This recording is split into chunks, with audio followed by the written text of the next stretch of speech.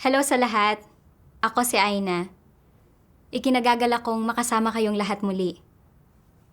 Lahat tayo ay pamilyar sa kasabihan.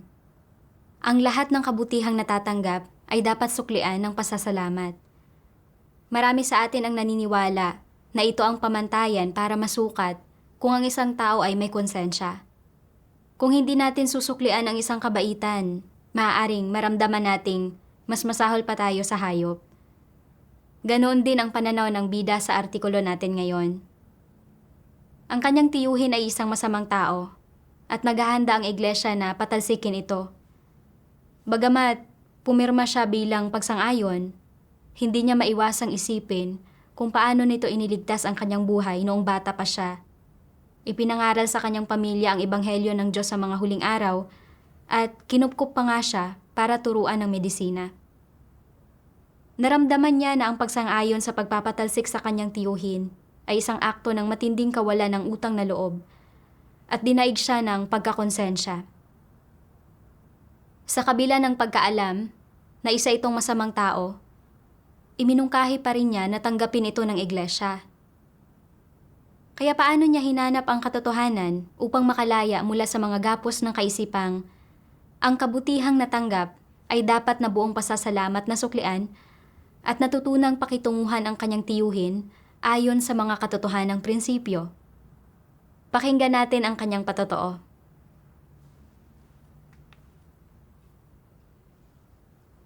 Ang tiyo ko ay isang manggagamot ng tradisyonal na medisinang Tsino.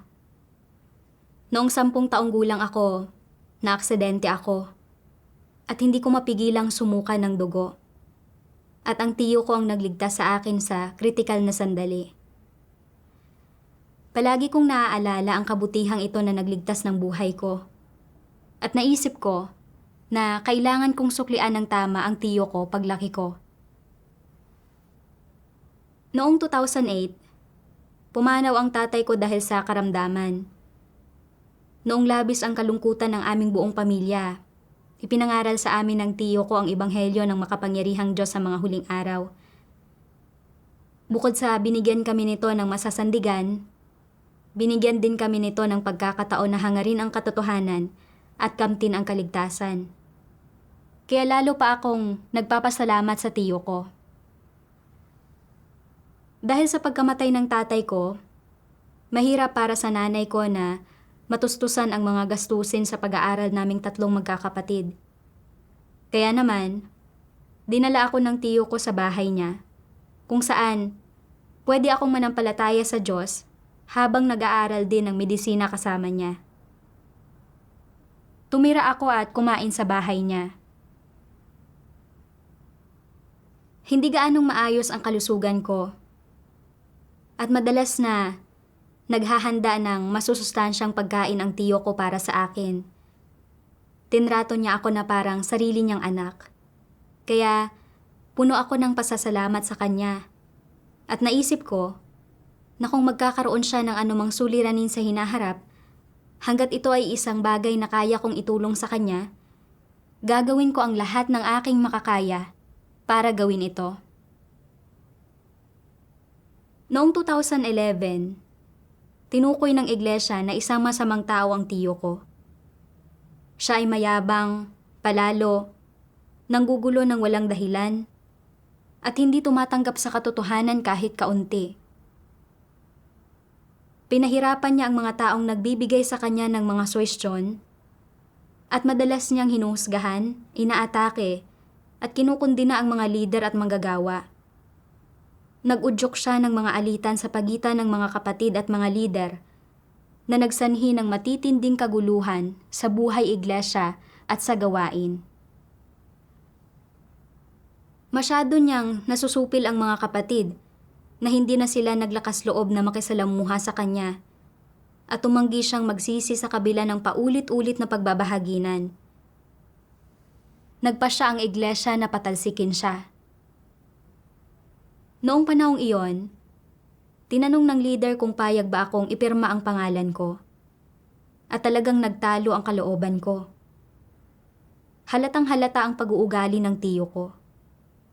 Maging ako ay napaluha sa kanyang panghahamak at mga pag-atake. Pero naisip ko, kung ipirma ko ang pangalan ko at malalaman niya, ano na lang ang iisipin niya sa akin? Iniligtas ng tiyo ko ang buhay ko noong maliit pa ako. Ipinangaral niya sa amin ang ebanghelyo at tinuruan ako tungkol sa medisina. Napakaraming kabutihan ang ipinakita niya sa akin. At kung pipirma ako, hindi ba't sasabihin niyang wala akong puso at walang utang na loob? Noong panahong iyon, binasa ng lider ang isang sipi ng mga salita ng Diyos na talagang nakaantig sa akin. Sabi ng makapangyarihang Diyos, anong prinsipyo ang dapat pagbatayan ng pagtrato ng mga tao sa iba ayon sa hinihingi ng mga salita ng Diyos? Mahalin kung ano ang minamahal ng Diyos at kamuhian kung ano ang kinamumuhian ng Diyos. Ito ang prinsipyong dapat sundin. Mahal ng Diyos ang mga naghahangad ng katotohanan at nakasusunod sa kanyang kalooban. Ito rin ang mga taong dapat nating mahalin. Ang mga hindi nakasusunod sa kalooban ng Diyos, mga namumuhi at naghihimagsik laban sa Diyos, ito ang mga taong kinasusuklaman ng Diyos at dapat din natin silang kasuklaman. Ito ang hinihingi ng Diyos sa tao. Noong kapanahunan ng biyaya, sinabi ng Panginoong Hesus, "Sino ang aking ina? At sino-sino ang aking mga kapatid? Sino mang gumagawa ng kalooban ng aking Ama na nasa langit, ay siyang aking kapatid na lalaki at aking kapatid na babae at ina." Umiiral na ang mga salitang ito noon pang kapanahunan ng biyaya, at lalo pang mas malinaw ang mga salita ng Diyos ngayon. Mahalin kung ano ang minamahal ng Diyos, at kamuhian kung ano ang kinamumuhian ng Diyos. Diretsahan ang mga salitang ito. Ngunit madalas na hindi naaarok ng mga tao ang tunay na kahulugan ng mga ito. Sa pagbabasa ng mga salita ng Diyos, medyo nakonsensya ako. Malinaw na umasal gaya ng isang masamang tao ang tiyo ko. Pero ayaw ko pa ring ipirma ang pangalan ko. Hindi ba't kinukonsinti ko ang kanyang patuloy na panggagambala at panggugulo sa iglesia? Hindi ako dapat kumilos batay sa pagkagiliw. Sa halip, dapat akong magsagawa ayon sa mga salita ng Diyos.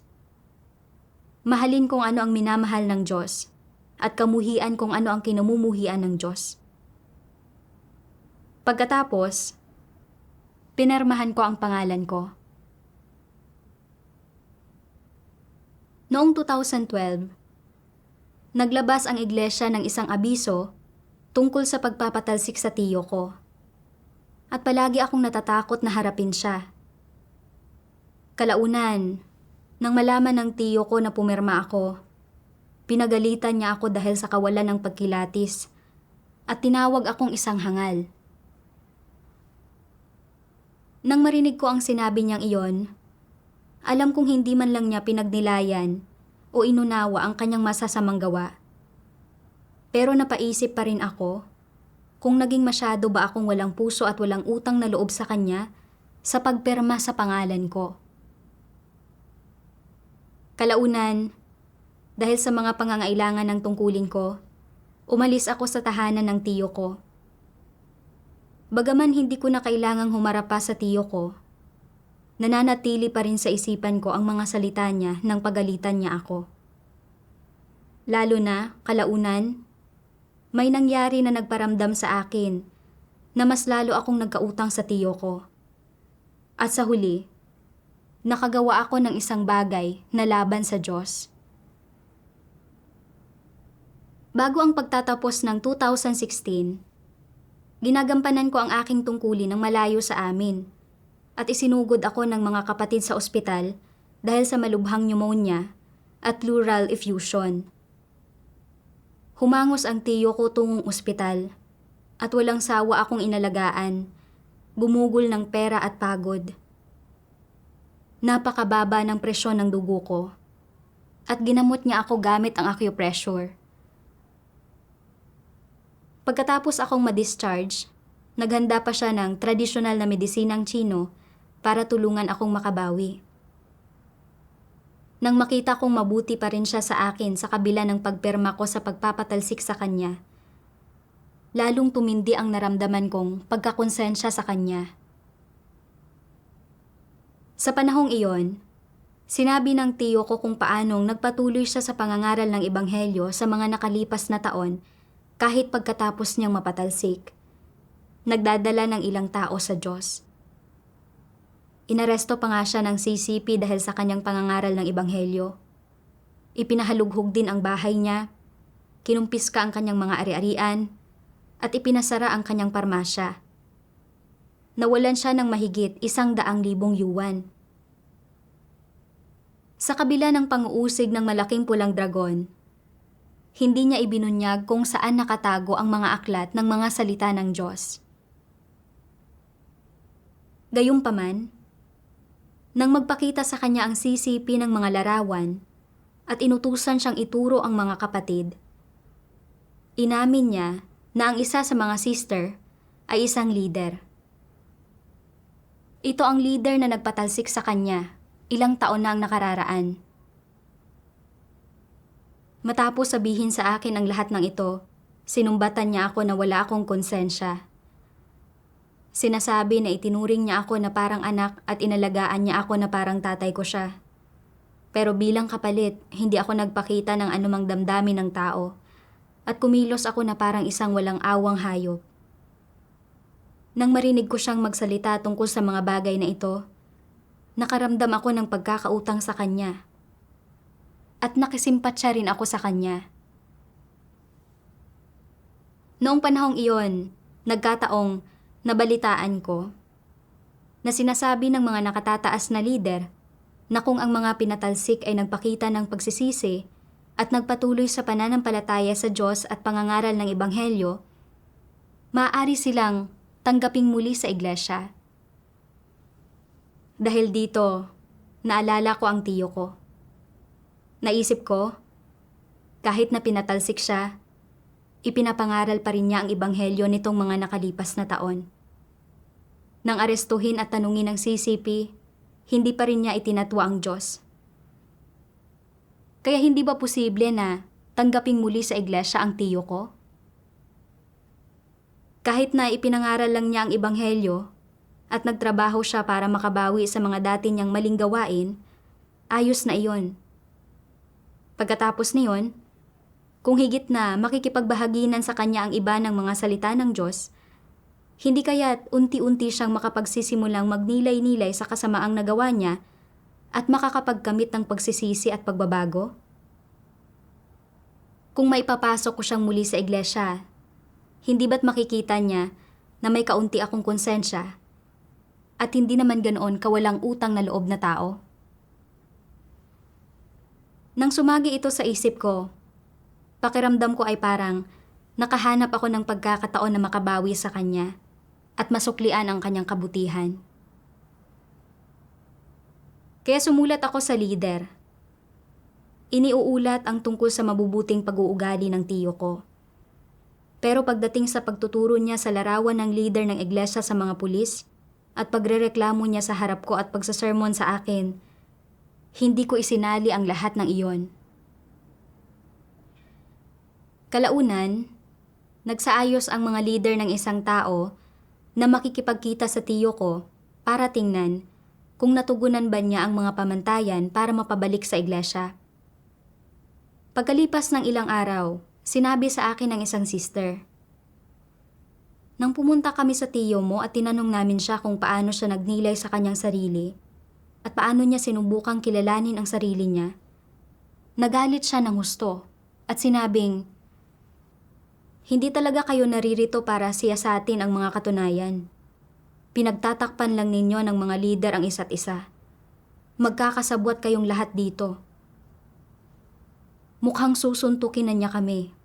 At ang tiya mo ang patuloy na nakikiusap sa kanya na huwag gawin iyon at pinipigilan siya. Pagkatapos, sinimulan niyang imuwestra ang mga kamay niya at malakas na nagreklamo tungkol sa nakalipas. Naghahanap ng mga kamalian at ayaw bitawan ang isyu. Inaatake at hinuhusgahan ang mga lider. nakita namin na wala talaga siyang pangunawa sa sarili. At hindi siya karapat-dapat na tanggaping muli sa iglesia. Nakipagbahaginan din sa akin ang sister tungkol sa pagkilatis at malinaw na pag-unawa sa diwa ng tiyo ko. At tinanong niya ako kung paano ko naunawaan ang usapin. Sa harap ng pag-uugali ng tiyo ko, wala akong ibang masabi. Tunay nga siyang hindi karapat-dapat na tanggapin. Kalaunan, naghanap ako ng mga salita ng Diyos na may kaugnayan sa aking mga isyu. Nabasa ko ang mga salitang ito ng Diyos. Lahat ng nagawang tiwali ni Satanas ay may mga tiwaling disposisyon. May ilang tao na nagtataglay ng tiwaling disposisyon lamang. Samantalang ang iba ay hindi ganito. Hindi lamang sila mayroong mga tiwali at satanikong disposisyon, kundi lubos na mapaminsala rin ang kanilang kalikasan. Hindi lamang inihahayag ng kanilang mga salita at kilos ang kanilang mga tiwali at satanikong disposisyon. Ang mga taong ito, bukod pa rito, ang totoong mga dyablo at mga satanas. Ang pag-uugali nila ay nakakagambala at nakakagulo sa gawain ng Diyos. Nakakagulo ito sa buhay pagpasok ng mga kapatid at nakakasira sa normal na buhay ng iglesia. Sa malaot madali, ang mga lobong ito na nakadamit tupa ay kailangang alisin. Isang walang awang saloobin ng pagtanggi ang dapat gamitin sa mga alipin na ito ni Satanas. Ito lamang ang pumapanig sa Diyos. At iyong mga hindi nakakagawa nito ay nagtatampisaw sa putikan na kasama ni Satanas. Sino si Satanas? Sino ang mga demonyo? At sino ang mga kaaway ng Diyos, kundi ang mga mapanlaban na hindi naniniwala sa Diyos? Hindi ba sila yaong mga taong mapaghimagsik laban sa Diyos? Hindi ba sila yaong mga umaangkin na may pananalig, subalit salat sa katotohanan? Hindi ba sila yaong mga naghahangad na matamo lamang ang mga pagpapala, samantalang hindi magawang magpatotoo sa Diyos? Nakikihalubilo ka pa rin ngayon sa mga demonyong iyon, at tinatrato sila ng may konsensya at pagmamahal. Ngunit sa pangyayaring ito, hindi ka ba nag-aabot ng mabubuting layon kay Satanas? Hindi ka ba kakampi ng mga demonyo? Kung umabot na ang mga tao sa puntong ito at hindi pa rin nila mapag-iba ang mabuti sa masama, at patuloy na bulag na maging mapagmahal at maawain nang walang anumang pagnanais na hangarin ang mga layunin ng Diyos o magawang ituring bilang kanila sa anumang paraan ang mga layunin ng Diyos, magiging higit na kahabag-habag ang kanilang mga kinalabasan. Kaaway ng Diyos ang sino mang hindi naniniwala sa Diyos sa katawang tao. Kung nakapag-uukol ka ng konsensya at pagmamahal sa isang kaaway, hindi ka ba salat sa pagpapahalaga sa katarungan? Kung kaayon ka ng mga yaong kinamumuhian ko at hindi ko sinasang-ayunan at nag-uukol pa rin ng pagmamahal o pansariling damdamin sa kanila, hindi ka ba mapaghimagsik kung gayon? Hindi mo ba sinasadyang labanan ang Diyos? Aktwal bang nagtataglay ng katotohanan ang gayong tao? Kung nag-uukol ng pagkakonsensya ang mga tao patungkol sa mga kaaway, pagmamahal sa mga demonyo, at habag kay Satanas, hindi ba nila sinasadyang gambalain ang gawain ng Diyos sa gayon? Ipinaramdam sa akin ng mga salita ng Diyos ang matinding paghatol. Ilang taon nang napatalsik ang tiyo ko. Kung mayroon siyang kaunting konsensya o katwiran, pagkatapos gumawa ng napakaraming bagay na nakapinsala sa mga tao, nakagambala at nakagulo sa buhay iglesia at lumaban sa Diyos, nakonsensya sana siya. Dapat sana ay nagnilay siya sa kanyang sarili, nakadama ng panghihinayang at nagsisi. Lalo na, nakipagbahaginan kami ng mga kapatid sa kanya at tinukoy namin ang mga isyu niya noong panahong iyon. Pero wala pa rin siyang anumang pagkaunawa sa sarili niya. Kinamuhian pa nga niya ako sa mga nakalipas na taon at mas kinamuhian pa ang leader. Naniwala siya na ang pagpapatalsik sa kanya ay kasalanan lang ng iba. Nagkimkim siya ng sama ng loob sa lider na nagpatalsik sa kanya at itinuro pa nga ang larawan nito sa mga pulis. Pagkatapos, patuloy niyang ipinakalat ang kanyang mga pagkiling laban sa lider. Kinukundi na ito bilang isang huwad na lider at antikristo.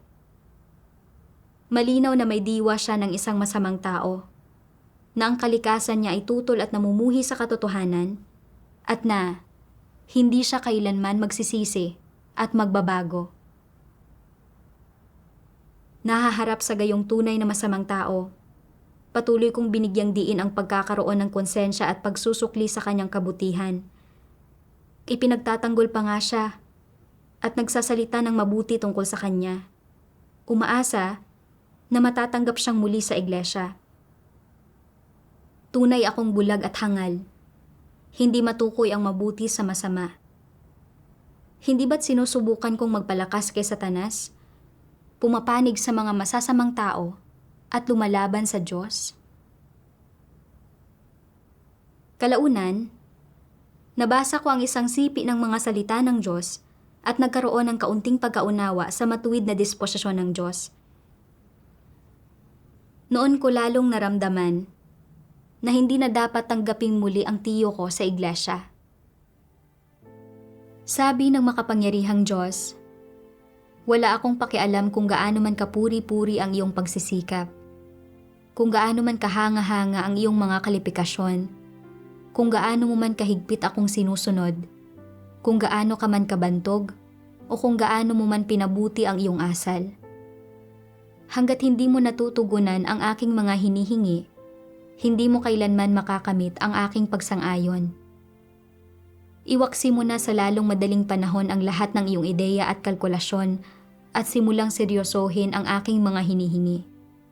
Kung hindi, gagawin kong abo ang lahat ng tao, nang sa gayon ay tuluyang wakasan ang aking gawain at, sa pinakamalala, ay mauuwi sa wala ang aking mga taon ng paggawa at pagdurusa, sapagkat hindi ko maaaring dalhin sa aking kaharian o isama sa susunod na kapanahunan ang aking mga kaaway at yaong mga tao na umaalingasaw sa kasamaan at nagtataglay pa rin ng dating wangis ni Satanas.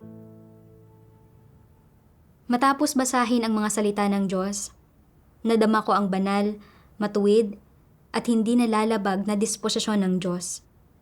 At naunawaan ko rin ang mga prinsipyo na mayroon ang Diyos sa pagtrato sa mga tao. Nang marinig kong sinabi ng mga nakatataas na lider na kung ang mga pinatalsik ay nagpatuloy sa pananampalataya sa Diyos, nagpatuloy sa pangangaral ng Ebanghelyo at nagpakita ng pagsisisi sa sarili, maaari silang muling tanggapin sa iglesia, ikinumpara ko ito sa panlabas na pag-uugali ng tiyo ko. Naisip ko na nagpatuloy siya sa pangangaral ng Ebanghelyo pagkatapos mapatalsik at na hindi niya itinatwa ang Diyos sa ilalim ng pang-aaresto at pang-uusig ng malaking pulang dragon. Kaya naman naisip ko na maaari pa rin siyang tanggapin sa kabila ng kawalan niya ng pagninilay-nilay sa sarili at pagkaunawa. Pagkatapos basahin ang mga salita ng Diyos, napagtanto ko na may mga pamantayan ang Diyos para sa pagsukat ng mga tao at may mga prinsipyo rin ang iglesia para sa pagtanggap ng mga tao. Lalo na para sa mga napatalsik noon dahil sa paggawa ng masama, napakahalagang suriin kung tunay ba nilang naunawaan ang kanilang masasamang gawa at nagsisi at nagbago. Kung hindi, hinding-hindi sila maaaring tanggaping muli sa iglesia. Matapos mapatalsik ang tiyo ko, bagaman nagpatuloy siya sa pangangaral ng Ebanghelyo na nagpapakita ng ilang mabuting pag-uugali, hindi niya napagnilayan o naunawaan ang kanyang mga dating masamang gawa o tiwaling kalikasan kahit kaunti. Gaano man makipagbahaginan sa kanya ang iba, tukuyin ang mga isyu niya, upungusan at ilantad siya, wala siyang anumang pagkatanto. Nagiging mapanlaban pa siya sa sino mang humihimok sa kanya na magnilay-nilay sa sarili, nagpapakalat ng mga pagkiling laban sa mga lider, nililihis ang mga tao, at ginagambala at ginugulo ang buhay iglesia. Ang gayong halatang masamang tao at dyablo ay ganap na pinatalsik dahil sa pagiging matuwid ng Diyos. Katulad lang ito ng sinasabi ng Diyos, sapagkat hindi ko maaaring dalhin sa aking kaharian o isama sa susunod na kapanahunan ang aking mga kaaway at yaong mga tao na umaalingasaw sa kasamaan at nagtataglay pa rin ng dating wangis ni Satanas. Pero ipinagtanggol ko pa rin siya. Gusto ko siyang matanggap muli sa iglesia. Hindi ba't kinokontra ko ang Diyos? Nang mapagtanto ko ito, lalo kong naramdaman na hindi ko nauunawaan ang katotohanan at lubha akong naging mangmang at hangal. Kalaunan, dahil kailangan ko pa ring makabawi mula sa aking karamdaman, madalas akong nakikisalamuha sa tiyo ko. Naging mas malala pa ang pag-uugali niya. Bukod sa hinusgahan niya ang mga lider, mapagmataas din siyang nagsalita at hinusgahan niya ang taong ginamit ng banal na espiritu. Dahil dito, mas malinaw kong nakita ang kanyang diwa ng pagkamungi sa katotohanan at pagiging kaaway ng Diyos. Nakonsensya rin ako at nagsisi dahil minsan ko na siyang ipinagtanggol. Hindi ko maiwasang tanungin ang sarili ko, bakit ba palagi kong gustong suklian ang isang ganap na masamang tao para sa kanyang kabutihan? Hindi ko kailanman mahanap ang dahilan, hanggang sa nabasa ko ang isang sipi ng mga salita ng Diyos kalaunan at nalaman ko ang pinakaugat ng problema. Sabi ng makapangyarihang Diyos, ang mga kasabihan tungkol sa wastong asal tulad ng ang kabutihang natanggap ay dapat na buong pasasalamat na suklian ay hindi eksaktong sinasabi sa mga tao kung anong mga responsibilidad ang dapat nilang tuparin sa loob ng lipunan ng tao. Sa halip, hinihiling ng mga ito sa mga tao na kumilos at magsagawa ayon sa mga kasabihang ito, anuman ang mga pangyayari. Ang gayong mga kwento ay naipasa-pasa mula sa sinaunang Tsina. Halimbawa, ang isang nagugutom na pulubing batang lalaki ay inampon ng isang pamilya na nagpakain, nagbihis, nagsanay sa kanya sa martial arts, at nagturo sa kanya ng lahat ng uri ng kaalaman. Naghintay ang pamilya na lumaki siya, at pagkatapos ay sinimulang gamitin siya bilang mapagkakakitaan. Pinalalabas siya para gumawa ng masama, pumatay ng mga tao, at gumawa ng mga bagay na ayaw niyang gawin. Kung titingnan mo ito batay sa lahat ng pabor na natanggap niya, ang nangyari sa kanya ay isang mabuting bagay. Pero kung iisipin mo ang mga napilitan siyang gawin kalaunan, mabuti ba talaga ito o masama? Masama ito. Pero sa ilalim ng pagkokondisyon ng tradisyonal na kultura gaya ng ang kabutihang natanggap ay dapat na buong pasasalamat na suklian, hindi nakikita ng mga tao ang pagkakaiba nito. Sa panlabas, mukhang walang pagpipilian ang batang lalaki, kundi gumawa ng masasamang bagay at manakit ng mga tao, maging mamamatay tao. Mga bagay na hindi gugustuhing gawin ng karamihan. Ngunit hindi ba't ang katunayang ginawa niya ang masasamang bagay na ito at pumatay siya ayon sa utos ng kanyang amo, sa kaibuturan, ay nagmumula sa kanyang pagnanais na suklian ang kanyang amo para sa kabutihan nito?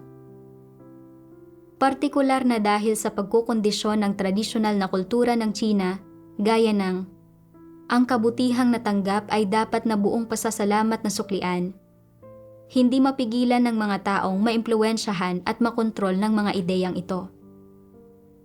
Ang paraan ng kanilang pagkilos at ang mga layunin at motibasyon sa likod ng mga pagkilos nila ay tiyak na napipigilan ng mga ito. Nang udyukan siya ng pamilyang ito na gumawa ng masama, ano ang una niyang naisip? Iniligtas ako ng pamilyang ito at nagpakita sila sa akin ng kabutihan. Dapat kong suklian ang kanilang kabutihan. Dahil utang ko ang buhay ko sa kanila, dapat ko itong ialay sa kanila. Dapat kong gawin anuman ang hilingin nila sa akin.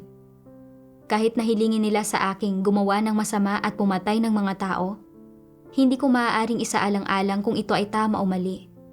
Dapat lang akong tumuon sa pagsukli sa kanilang kabutihan.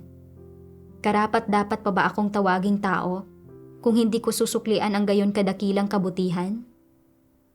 Kaya, para suklian ang kanilang kabutihan, ginawa niya anuman ang hilingin nila sa kanya nang walang pag-aalinlangan. Kahit na hiniling sa kanyang pumatay ng mga tao at gumawa ng masasamang bagay. Para lang suklian ang kanilang kabutihan, buong kapasyahan siyang kumilos ng walang pag-aatubili, ng walang anumang pagdududa. Kaya, anong pananaw ang nangibabaw sa pag-uugali at mga pagpapamalas na ginawa niya para suklian ang kanilang kabutihan? Hindi ba't isinasakatuparan niya ang pamantayang iyon ng moralidad? Oo. Ano ang nakikita mo mula sa halimbawang ito? Mabuti ba o hindi ang kasabihang, ang kabutihang natanggap ay dapat na buong pasasalamat na suklian? Hindi. Walang prinsipyo rito. Ang totoo, may prinsipyo nga ang lalaki. At ito iyon. Ang kabutihang natanggap ay dapat na buong pasasalamat na suklian. Kung may gumagawa sa iyo ng kabutihan, dapat mo silang suklian. Kung hindi mo ito magagawa, hindi ka tao. At wala kang masasabi kung ikaw ay kukondinahin dahil dito. Ayon sa kasabihan, ang isang patak ng kabutihan ay dapat suklian ng umaagos na bukal na isang maliit na bagay kumpara sa sitwasyon ko. Ang aking natanggap ay hindi munting kabutihan. Bagkus sa isang kabutihang nagligtas ng buhay ko. Lalong dapat kong suklian ito ng aking buhay. Hindi niya alam kung ano ang mga limitasyon o mga prinsipyo para sa pagsusukli sa kabutihan. Naniniwala siya na ang kanyang buhay ay ibinigay sa kanya ng pamilyang iyon.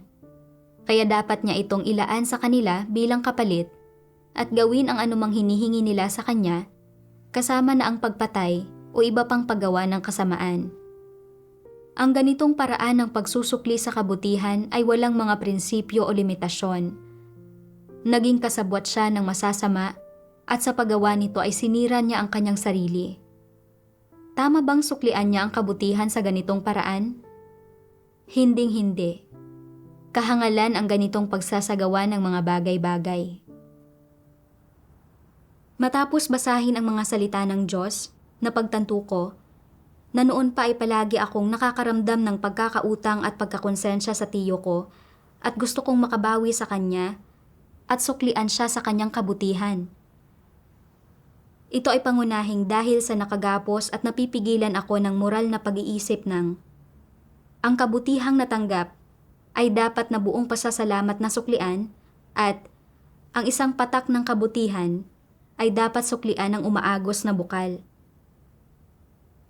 Naniwala ako na kung may nagbigay sa akin ng tulong sa panahong kailangan ko ito o nagligtas ng buhay ko sa panahon ng krisis, kailangan kong tandaan ang kabutihang ito magpakailanman at suklian ito ng tama sa hinaharap. Sa paggawa lang nito ako magkakaroon ng konsensya at pagkatao. Kung hindi ako marunong magsukli ng kabutihan, isa akong taong walang utang na loob at walang pagkatao at itataboy ako at tatawagin akong isang walang utang na loob na kaawa-awa. Halimbawa na lang ang nanay ko. Mayroon siyang 4 na kapatid at nahihirapan sa pananalapi ang pamilya niya noon. Para masuportahan ang pag-aaral ng aking panganay na tiyuhin, isinuko ng aking bunsong tiyuhin at ng aking ina ang kanilang pagkakataon na makapagpatuloy sa pag-aaral. Sa huli, ang aking panganay na tiyuhin ay nakakuha ng permanenteng trabaho. At noong una, umasa ang pamilya na tutulong siyang suportahan ang kanyang mga kapatid.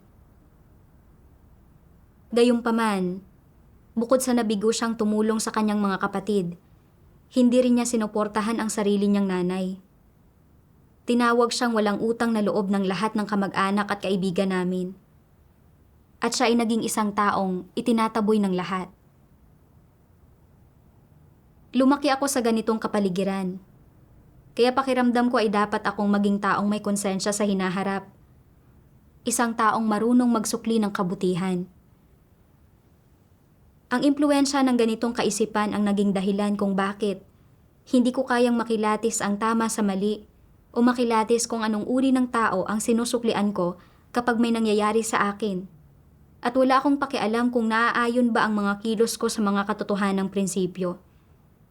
Hanggat may nagpapakita sa akin ng kabutihan, nakakaramdam ako ng udyok na tandaan at suklian ito. Katulad na lang ng sa tiyuhin ko.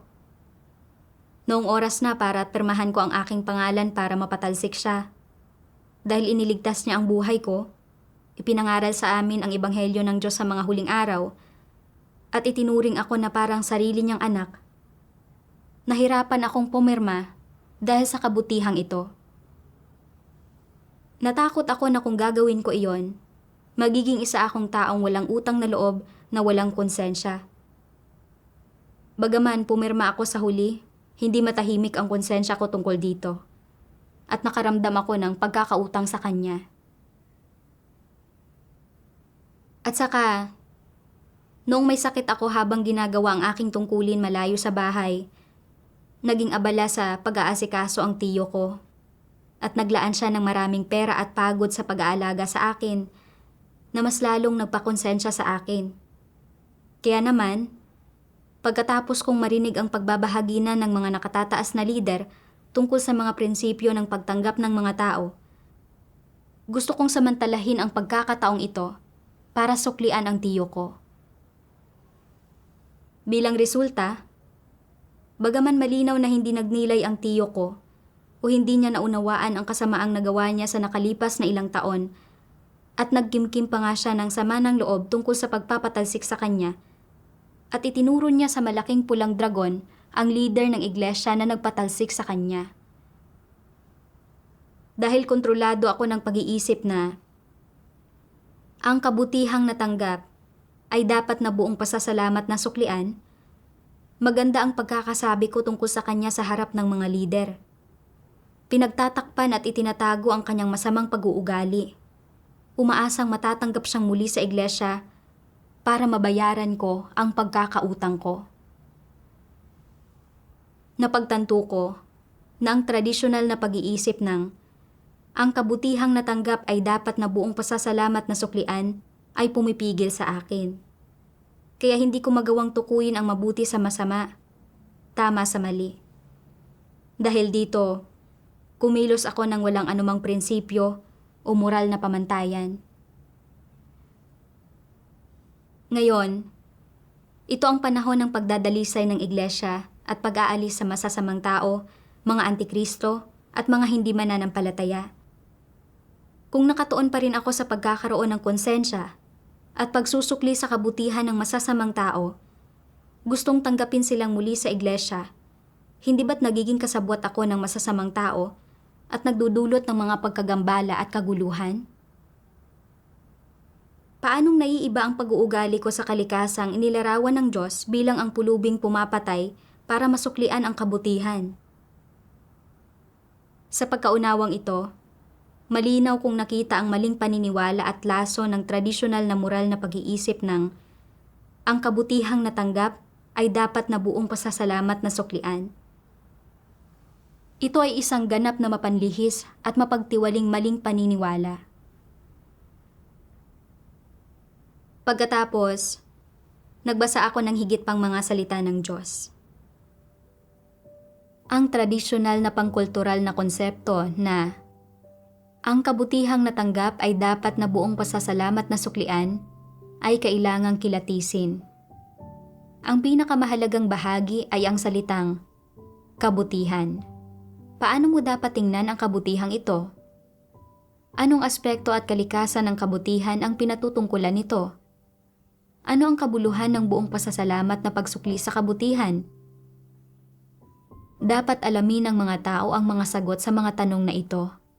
At sa anumang pagkakataon, ay hindi sila dapat mapigilan ng ideyang ito ng pagsusukli ng kabutihan. Para sa sino mang naghahangad sa katotohanan, ito ay lubos na mahalaga. Ano ang kabutihan ayon sa mga kuro-kuro ng tao? Sa mas mababang antas, ang kabutihan ay ang pagtulong sa iyo ng isang tao kapag may problema ka. Halimbawa, ang pagbibigay sa iyo ng isang tao ng isang mangkok ng kanin kapag gutom na gutom ka, o isang bote ng tubig kapag uhaw na uhaw ka, o pag-alalay sa iyong makatayo kapag nadapa ka at hindi makabangon. Lahat ng ito ay mga kabutihan. Ang isang dakilang kabutihan ay tumutukoy sa isang kabutihang nagligtas ng buhay o sa kabutihan ng pagsagip sa isang tao. Halimbawa, kapag nakaranas ka ng isang kalamidad at may nagligtas sa iyo, na tinulungan kang malampasan ito, o kapag nasa bingit ka ng kamatayan at may tumulong sa iyo, kaya naiwasan ang iyong pagkamatay. Ang mga ito ay ilan sa mga bagay na itinuturing ng mga tao bilang mga dakilang kabutihan. Sa paningin ng mga tao, ang ganitong uri ng kabutihan ay nakahihigit sa anumang material na maliit na pabor. Isa itong dakilang kabutihan na hindi masusukat sa pamamagitan ng pera o material na mga bagay. Ang mga nakatatanggap nito ay nakararamdam ng pasasalamat na imposibleng maipahayag sa iilang salita lamang ng pagpapasalamat. Ngunit tumpak ba na sukatin ng mga tao ang kabutihan sa ganitong paraan? Hindi. Bakit sinasabi mong hindi ito tumpak? Dahil ang panukat na ito ay nakabatay sa mga pamantayan ng tradisyonal na kultura. Ito ay isang sagot na batay sa teorya at doktrina, at bagamat mukhang tama ito, hindi nito natutukoy ang diwa ng usapin. Kaya, paano ito maipapaliwanag ng isang tao sa mga praktikal na termino? Pag-isipan itong mabuti. Noong nakaraan, may isang video online kung saan nalaglag ng isang lalaki ang kanyang pitaka nang hindi niya namamalayan. Nakita ito ng isang maliit na aso sa malapit at dinampot nito ang pitaka at hinabol siya. Nagkamali ng akala ang lalaki na ninakaw ng aso ang kanyang pitaka at binugbog niya ito. Katawa-tawa, hindi ba? Mas kaunti pa ang moralidad ng lalaki kaysa sa aso. Ang ikinilos ng aso ay ganap na alinsunod sa mga pamantayang pangmoralidad ng tao. Ang isang tao ay makasisigaw sana ng, "Nalaglag ang pitaka mo." Ngunit dahil hindi nakapagsasalita ang aso, tahimik lang nitong pinulot ang pitaka at sumunod sa lalaki. Kaya, kung ang isang aso ay kayang isakatuparan ang ilan sa mabubuting asal na hinihikayat ng tradisyonal na kultura, ano ang sinasabi nito tungkol sa mga tao? Ang mga tao ay ipinanganak na may konsensya at katwiran, kaya mas may kakayahan silang gawin ang mga bagay na ito. Hanggat may konsensya ang isang tao, may isasakatuparan niya ang mga ganitong uri ng responsibilidad at obligasyon. Hindi na kailangang magsumikap o magbayad ng halaga. Kaunting pagsisikap lang ang kinakailangan nito at paggawa lang ito ng isang bagay na nakatutulong. Isang bagay na kapaki-pakinabang sa iba. Ngunit ang kalikasan ba ng ganitong kilos ay talagang maituturing na kabutihan? Umaabot ba ito sa antas ng paggawa ng kabutihan? Hindi. Dahil hindi, kailangan pa bang pag-usapan ng mga tao ang pagsukli rito? Hindi na ito kakailanganin. Kung gusto kang iligtas ng Diyos, kahit kaninong serbisyo pa ang gamitin niya upang maisakatuparan ito, dapat mo munang pasalamatan ang Diyos at tanggapin ito na mula sa Diyos. Hindi mo dapat idirekta lang sa mga tao ang iyong pasasalamat.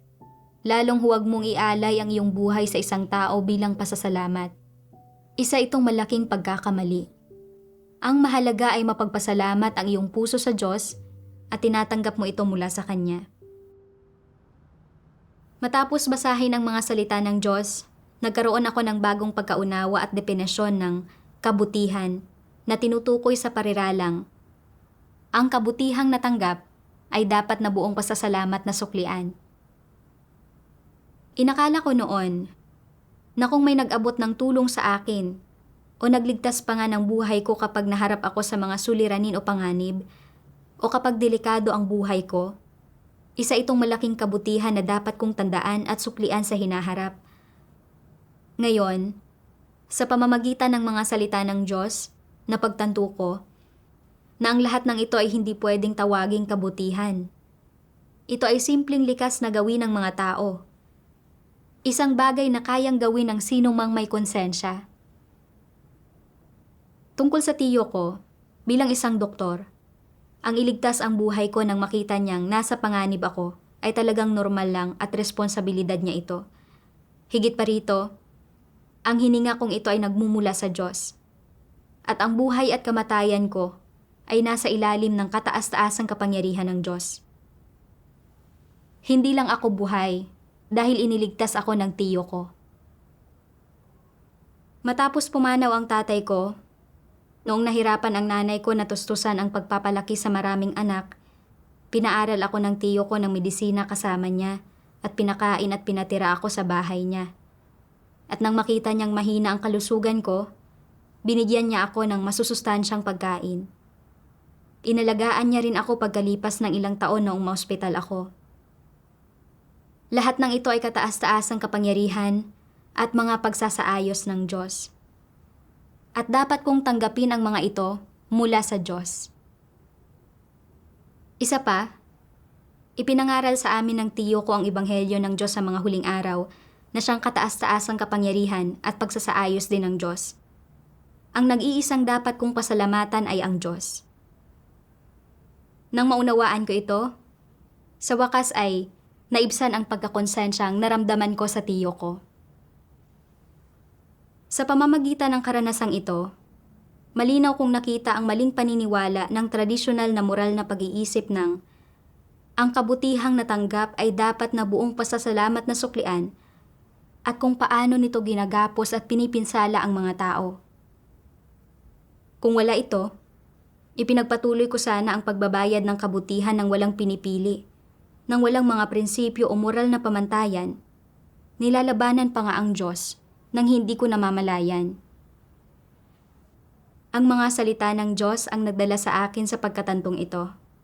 Salamat sa Diyos. Salamat sa panonood. Inaasahan ko ang muli nating pagkikita.